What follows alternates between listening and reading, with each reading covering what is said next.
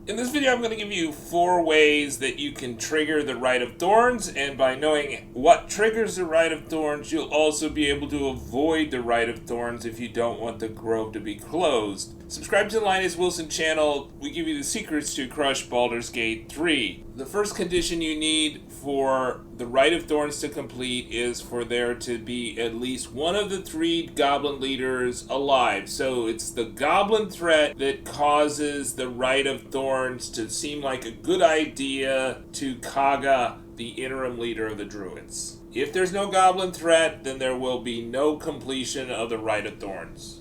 The druids are trying to perform the Rite of Thorns in the Emerald Grove. They need a number of things to do that. They need the Idol of Silvanius, they need Khaga, and Khaga also has to be committed to the Rite of Thorns. Now, if you take away any one of those things, the Rite of Thorns cannot be completed. So, if you steal the Idol of Silvanus, the Rite of Thorns cannot be completed. Now, there may be consequences that may cause the Druid Tiefling conflict, but that if you steal that Idol of Silvanus, they can't finish the Rite of Thorns no matter what happens after that. Also, if Khaga's not around, if Khaga's dead, if you killed Khaga, which also may trigger the Druid Tiefling conflict and the death of all the druids and the tieflings. If you kill Khaga, there will be no Rite of Thorns, and the Emerald Grove will not be sealed off. The other key pillar that you need for this is that Khaga wants to complete the Rite of Thorns. So you can convince Khaga to not complete the Rite of Thorns if you confront her with the Shadow Druids and you win some dialogue checks. She will never complete the Rite of Thorns regardless of what you do.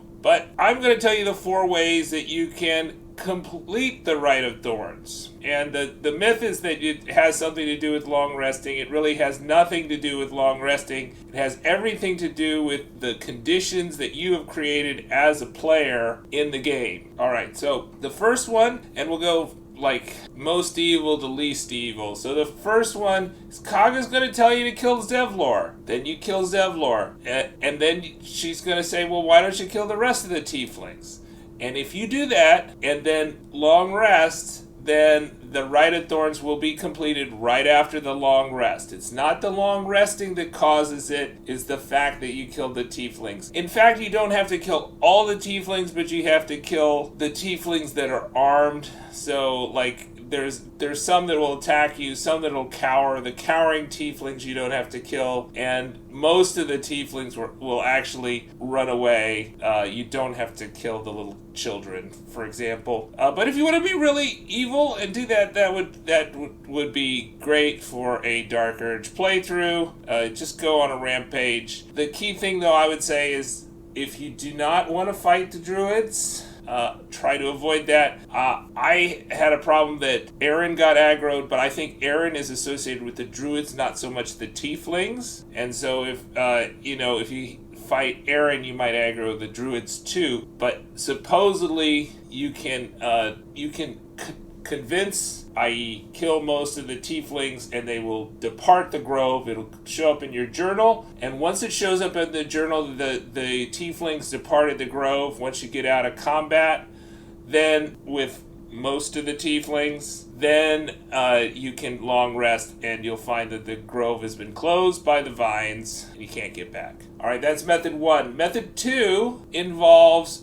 triggering the Druid Tiefling conflict without killing Khaga and without stealing the Idol of Silvanus. So that's what we did in my previous video to show you how to recruit Halsin and Minthara by triggering the Rite of Thorns. We triggered the Rite of Thorns by just pushing the Idol of Silvanus. Why did we push it instead of steal it? Because if we steal it, they can't complete the Rite of Thorns. So we just pushed it, and then once we were out of combat and long rested, the Rite of Thorns was completed. Also, all the tieflings were dead and most of the druids were dead too, but that completed the Rite of Thorns for us. So that's so the first one's like really evil, you're killing the refugees.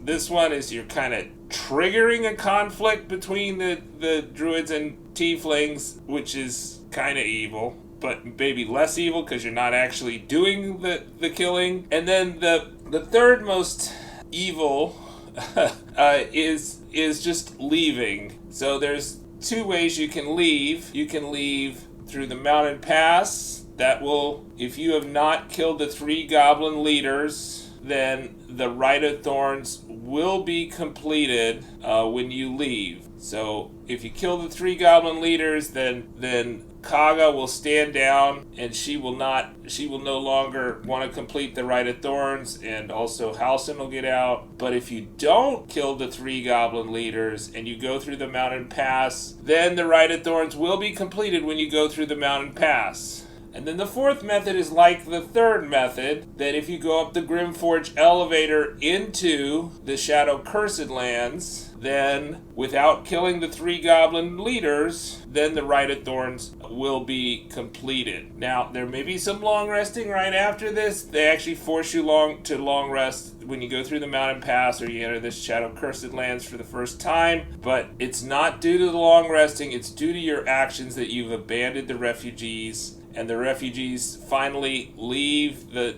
Emerald Grove, and Khaga, still in charge of the Emerald Grove, completes the Rite of Thorns, as long as she's not been convinced to repent her Shadow Druid ways. Okay, so in terms of the consequences for your companions, you could do these things wrong and lose Will and Karlach both, but there is a potential to do these things correctly, lose neither Will and Karlach. So as long as you've not attacked anybody that even with opportunity attacks, any of the druids or the tieflings in the Emerald Grove, Will and Karlach should stay. So if you've already recruited them prior to your actions that triggered these things. So, if the Emerald Grove is closed off by the time you recruit Karlach, then she's not going to join your party. She's not going to be happy about the way you treated the tieflings. But if you've recruited her already, and say you pushed the Idol of Silvanius, or say you went through the mountain pass or up the Grymforge elevator into the Shadow Cursed Lands, then both Will and Karlach will not be mad at you as long as you were not slaughtering any tieflings. Now, if you do method 1 and you were slaughtering the tieflings, I didn't have Karlach in my party, but she was a companion. She did not leave. I was shocked by that, but Will did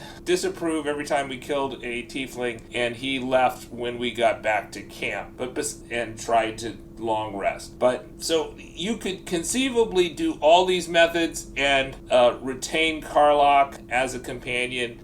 You could do 3 of them, 3 out of the 4, and retain Karlach and Will as companions while not saving the tieflings. Now, all these methods will result in the Hellion Heart Crest not being completed, because Damon's going to die either by your hand or by the evacuation while the goblins are still in force.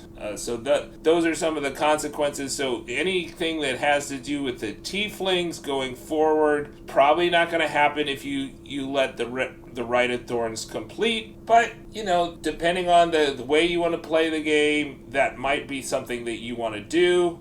For instance, we've got a video of how you can recruit Halsin and Minthara if you cause the Rite of Thorns to complete by method 1 or 2, but not 3 or 4. So 3 or 4 would cause Halsin to die. But method 1 and 2, you could convince Halsin to leave the work pens and join as a camp follower and eventually as a companion once you partially lift the Shadow Curse in Act 2. Subscribe to the Linus Wilson channel. We give you the secrets to crush Baldur's Gate 3. Let me know your experiences in the comments below.